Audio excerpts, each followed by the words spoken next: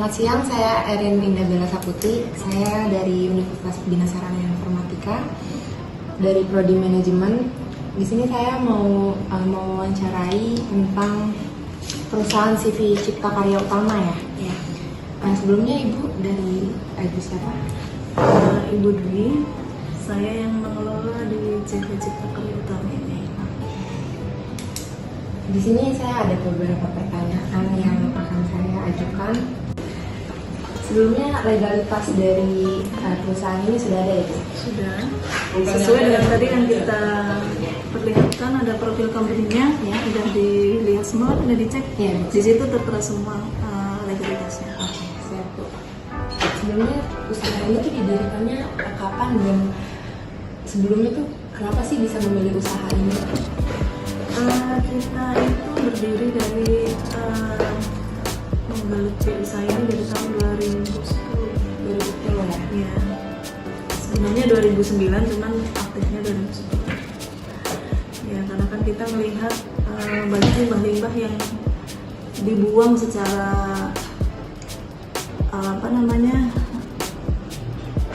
asal dibuang gitu. Akhirnya kita punya inisiatif kita kembangkan limbah itu, kan bisa didaur ulang. Jadi nggak ngotorin lingkungan ya.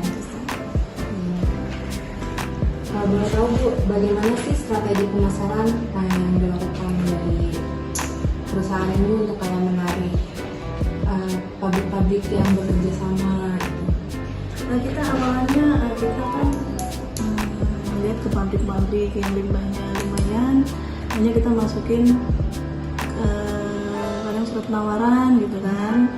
Kalau udah disetujui, kita dengan sistem kontrak. Kita kadang ada sistem kontrak 1 tahun, 2 tahun. Nah, perusahaan kita ada yang dari farmasi, dari elektronik, macam-macam juga. Kalau untuk barang-barangnya udah lihat ininya, Tidak kayak kardus, terus drum, jerigen, udah sudah dari. kapasitas Iya, nanti kan bisa di foto diambil.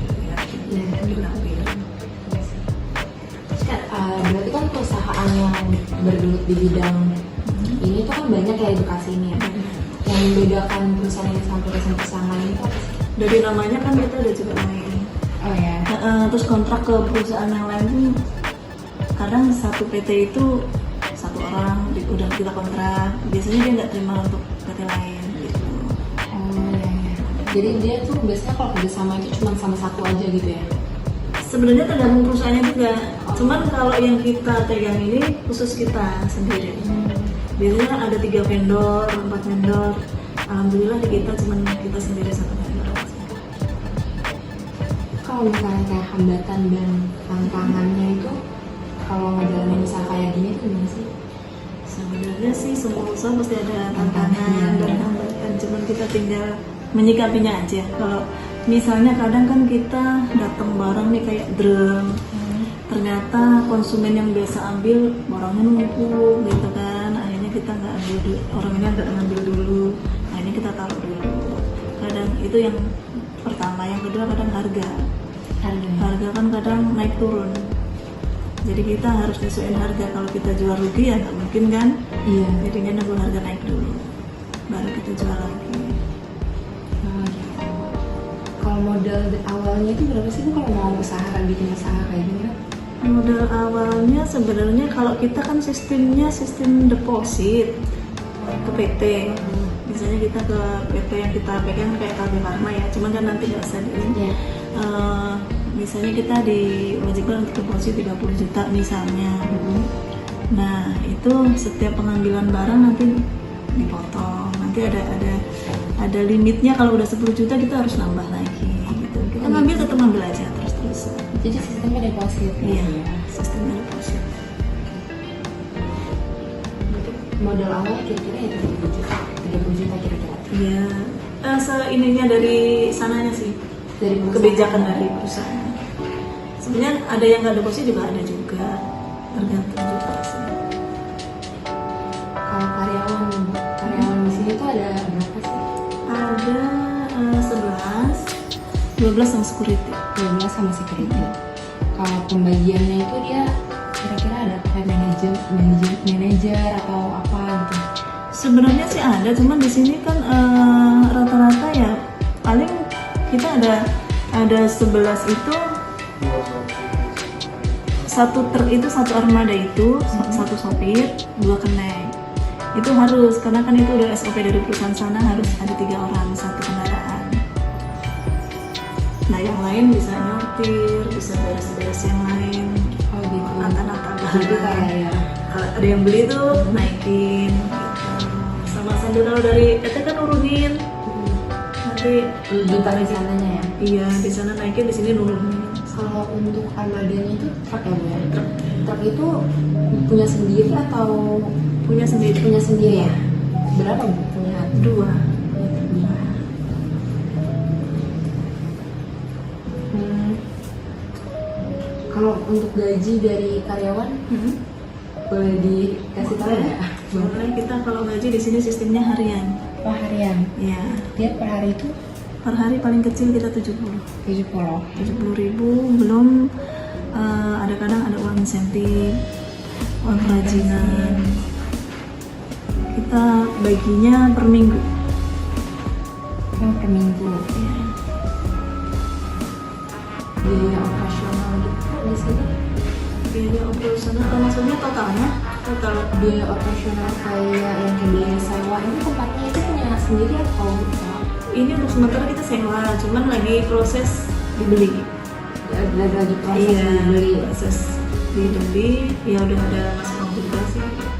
Udah lagi proses berusaha untuk diri gudang kita sendiri. Kalau biaya sewanya berapa? Kita 65. 65 juta setahun. Setahun 65 juta. Kalau misalnya kayak listrik, listrik operasional sehari-hari gitu yang dikeluarkan dari perusahaan itu berapa? Ada kayak rata-ratanya gitu. Kalau kita listrik plus uang jalan dan lain-lain ya. Kalau kita kan seminggu aja untuk gajian aja bisa 7 juta itu seminggu. Oh, seminggu. Operasional ya sekitar 3 juta itu udah listrik, udah uang jalan anak-anak.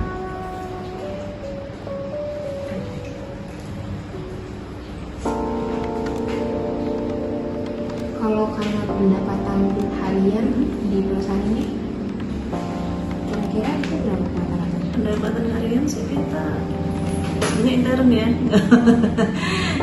Harus disebut ya? Iya sih ya. Boleh nggak ya? Kalau misalnya itu Ya kira-kira aja lah ya, aja kira-kira rata-ratanya aja. aja Bu. Apa? Per bulan. Per hari, per bulan atau per tahun? Kalau per hari kan kita kan kadang kalau jualan nggak tentu setiap hari kan.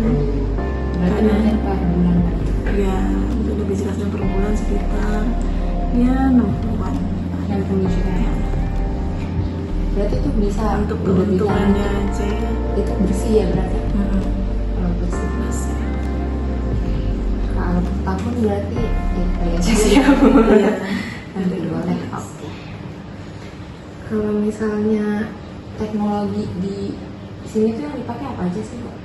Kayak mesinnya, ada mesin kah yang digunakan? Oh enggak, kita enggak ada. Kita manual semua ya? Iya. Kita manual semua.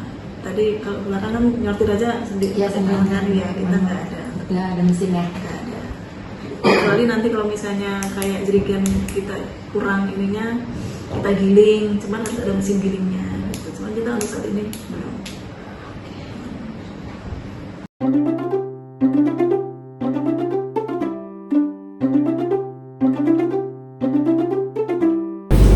Selamat pagi teman-teman. Assalamualaikum warahmatullahi wabarakatuh.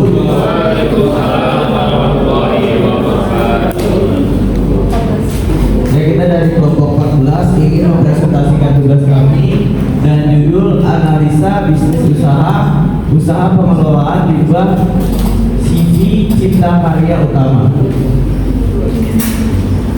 Yang kami beranggotakan 4 orang. Yang pertama ada Al-Zahra Putri Nabila, yang kedua ada Ahmad Dhani, yang ketiga ada Erin Indah Bella, yang keempat ada Reska Muhammad Rahman. Yang pertama-tama itu ada latar belakang. Latar belakang PT Cipta Karya hadir sebagai perusahaan yang berkomitmen untuk mengelola limbah secara berkelanjutan.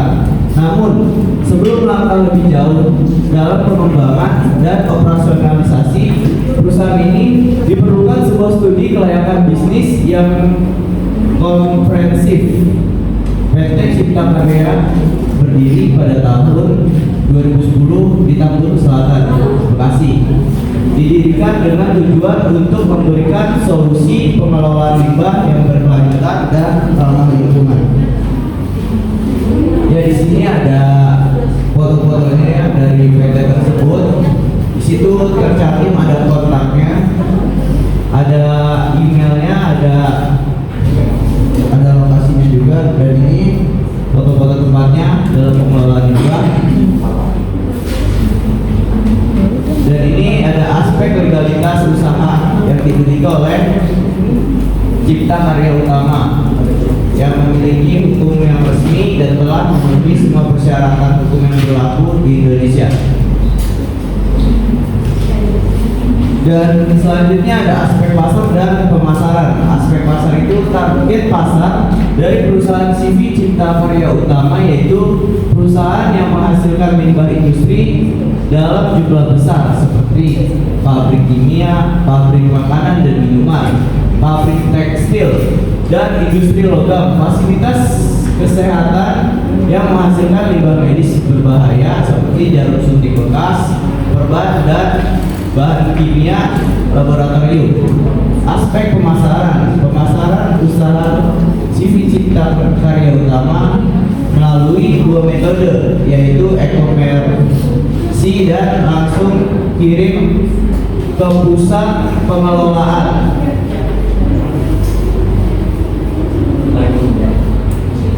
Selanjutnya oleh Basna.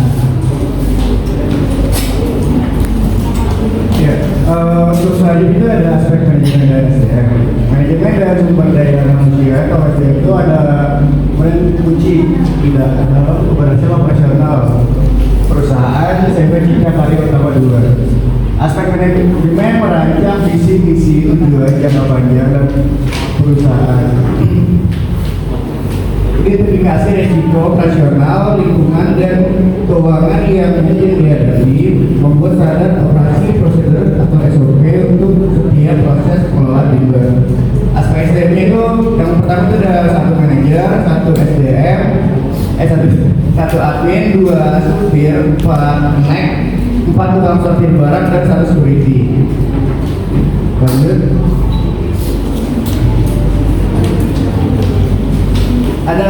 Selanjutnya ada aspek teknik dan teknologi. Di aspek teknik satu, teknologi efisiensi, ada mengangkut limbah dengan truk khusus berteknologi GPS untuk efisiensi. Yang kedua itu ada pengiriman limbah ke pabrik. Yang ketiga itu ada pengiriman barang. Jadi yang keempat itu ada penyaluran limbah. Aspek teknologi, menggunakan platform media sosial yaitu Facebook untuk memasarkan produk.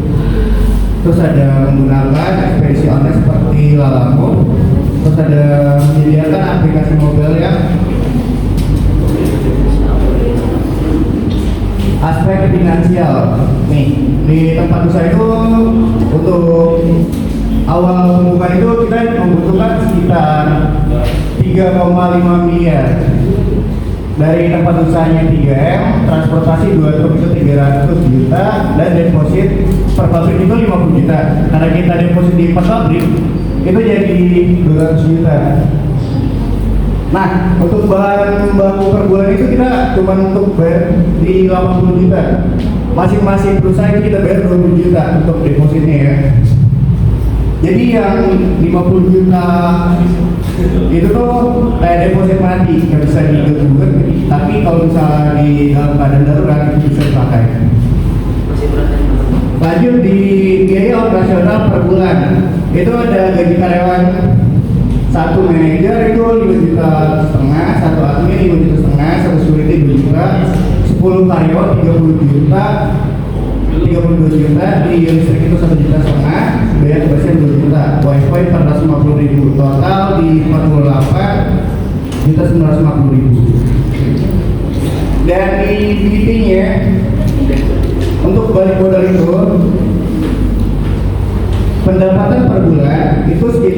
580 juta.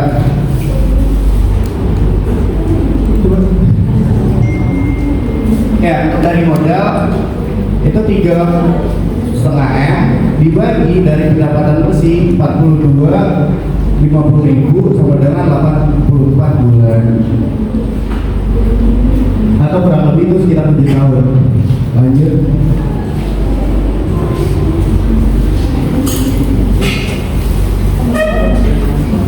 Aspek finansial. Payback period ini dihitung berdasarkan pendapatan dan biaya operasional per tahun ditambah modal awal. Biaya bahan baku per tahun itu 960 juta.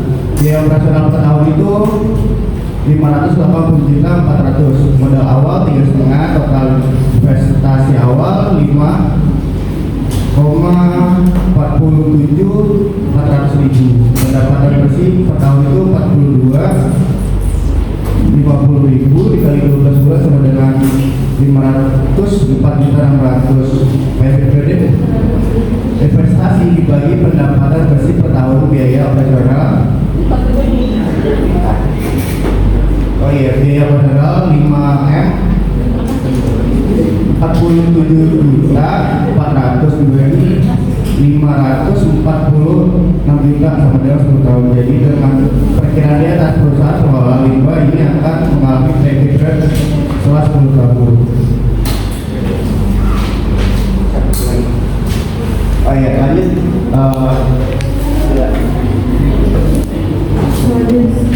Selanjutnya di sini ada aspek ekonomi dan sosial. Aspek ekonomi salah satu pengeluaran terbesar adalah pembayaran gaji dan utang kepada tenaga kerja manual.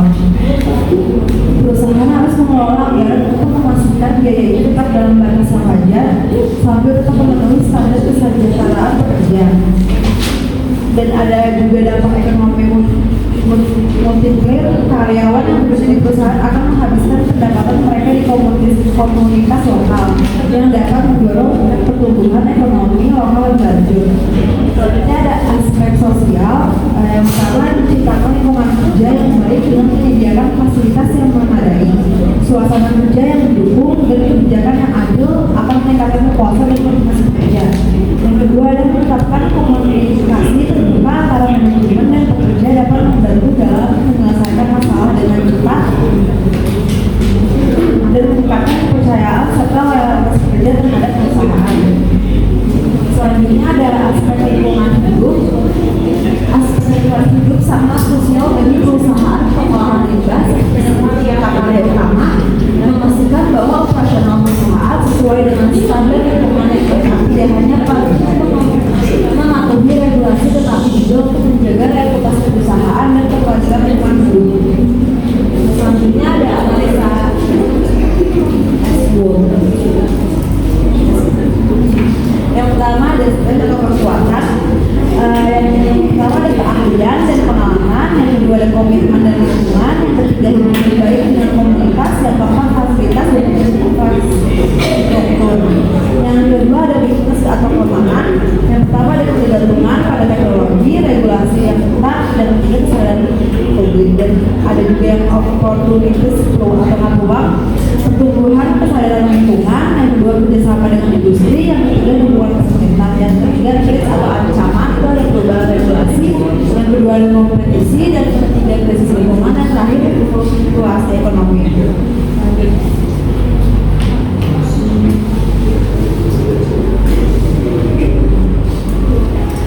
Yang selanjutnya ada analisis BDP. Yang pertama ada produk, itu ada pengumpulan limbah seperti padat, cair, medis, dan industri. Yang kedua pengangkutan limbah ke fasilitas pengolahan. Yang ketiga ada pengolahan limbah seperti daur ulang, pemusnahan, pengolahan limbah berbahaya.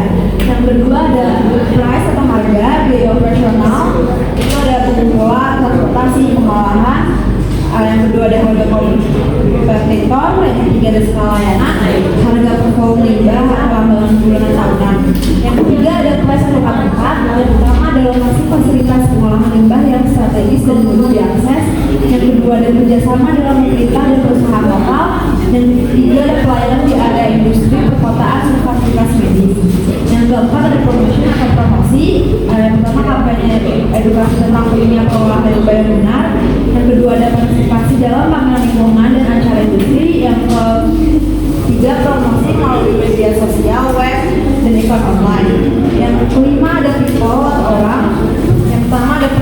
tenaga ahli di bidang lingkungan, yang kedua ada pemberian inisiatif untuk kinerja yang baik, yang ketiga ada pengembangan budaya kerja yang peduli lingkungan dan keselamatan.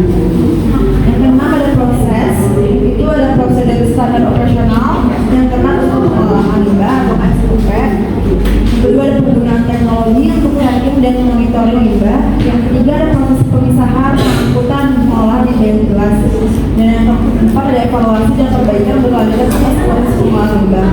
Yang ketujuh yang terakhir ada evidence, yaitu fisik, ada sertifikat dan nilai resmi, infrastruktur dan peralatan modern dan memadai, kantor dan fasilitas bersih dan terorganisir, dan ada dokumentasi dan laporan transparan dan mudah diakses. Di sini ada analisis STP atau segmentation, targeting, dan positioning. Pertama ada segmentation dulu, yaitu harus memisahkan limbah berdasarkan jenisnya atau yang diurus, misalnya limbah industri, limbah rumah tangga, limbah medis, dan juga limbah elektronik. Dan juga mengidentifikasi pasar dan memperhatikan para perusahaan usaha komersial. Satu lagi ada targeting atau juga mengidentifikasi segmen pasar yang memiliki kebutuhan besar atau yang paling memerlukan layanan pengelolaan limbah. Ada juga yang menargetkan perusahaan atau industri yang membutuhkan teknologi khusus dalam pengelolaan limbahnya. Juga fokus pada segmen pasar yang memiliki potensi pertumbuhan yang tinggi dalam jangka panjang. Di sini ada positioning juga, mengedepankan teknologi dan inovasi dalam pengelolaan limbahnya, memposisikan diri sebagai penyedia layanan pengelolaan limbah yang andal dan selanjutnya mematuhi regulasi lingkungan. Ada juga menekankan komitmen terhadap keberlanjutan dan dampak lingkungan. Di sini juga ada potensi usahanya. Pertama yaitu pengelolaan dalam pengelolaan limbah industri. Kita itu fokus pada pengelolaan limbah dari industri lokal dan juga dapat menawarkan solusi yang komprehensif untuk berbagai jenis limbah, termasuk limbah berbahaya dan juga yang tidak berbahaya. Kita juga bisa edukasi dan pelatihan kepada masyarakat tentang pengelolaan limbah yang baik untuk melestarikan lingkungan. Juga pengelolaan limbah medis. Nah, kalau pengelolaan limbah medis ini ada spesialisasi dalam pengelolaan limbahnya, bisa dari rumah sakit, klinik, atau laboratorium. Terus juga ada pengelolaan limbah elektronik. Memanfaatkan peluang dalam pengelolaan limbah elektronik termasuk dalam peluang komponen elektronik berwarna keras untuk mengurangi limbah elektronik yang beracun dan berbahaya.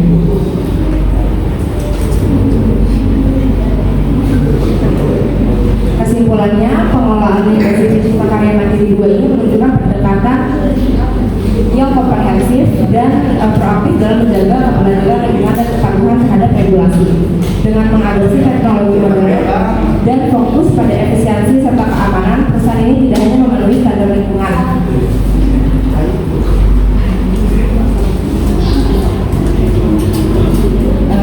kita juga berkomitmen tidak hanya berdampak positif pada operasional mereka, tetapi juga mengarah pada dukungan yang lebih luas dari masyarakat dan pelanggan dalam upaya menjaga lingkungan yang bersih dan sehat. Sekian presentasi dari kami. Kalau ada yang bertanya, terima kasih.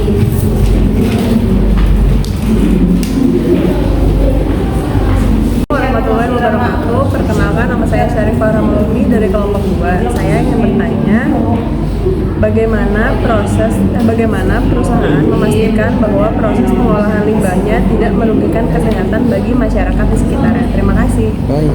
Pertanyaannya tadi, bagaimana perusahaan memastikan bahwa proses pengolahan limbahnya tidak merugikan kesehatan masyarakat sekitar?